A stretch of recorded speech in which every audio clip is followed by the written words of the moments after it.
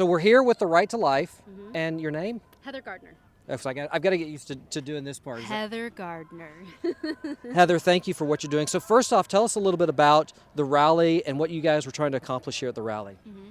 So the Texas Rally for Life, while it's put on by the Texas Alliance for Life, which is one of our statewide legislative groups, amazing, powerful group that really does a lot in the legal process to help, make abortion illegal and regulate the facilities and try to fight for the rights of women and children.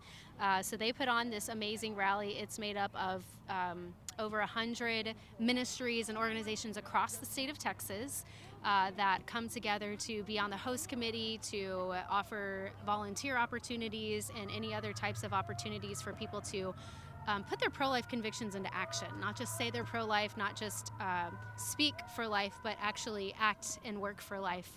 And so our small part in this is that we, with the Central Texas Coalition for Life, we are a grassroots organization that has prayer vigils regularly outside of the abortion facilities here in Austin. And we've got a lot of different coalitions for life across the state and even some in other states. So we're all generally, that's what we do is our main focus, prayer and education.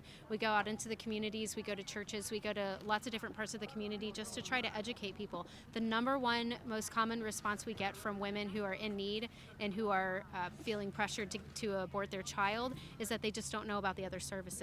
We don't want that to be an issue anymore, so we're trying to, on a grassroots level, just go and help people understand that there are lots of places that can help them, lots of places that are filled with amazing staff and volunteers with open, loving arms just to serve them, come alongside them, help their families, help get them to be more independent, plug them into whatever they need to, job assistance, rental assistance, all the things that that life throws at us.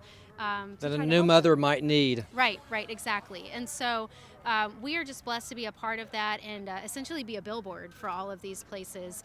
We also train the pregnancy centers so that they have a better understanding of how to minister to the abortion-minded and abortion-vulnerable client. And then we like to give trainings just to different, like apologetics trainings to whatever groups we can, men's groups, women's groups, youth groups, that sort of thing. So that's the Coalition for Life in a nutshell.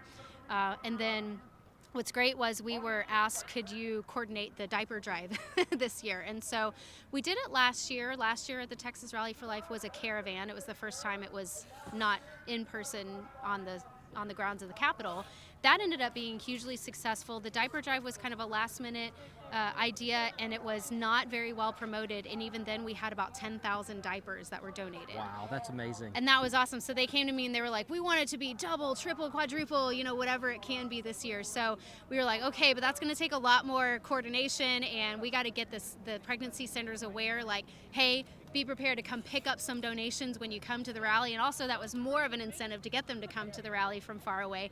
So that's what we were doing. We were contacting all these pregnancy center directors across the state. Between pregnancy centers, adoption agencies, and maternity homes, there are approximately 300 in the state of Texas. So we had a few dozen that came here today to pick up diapers.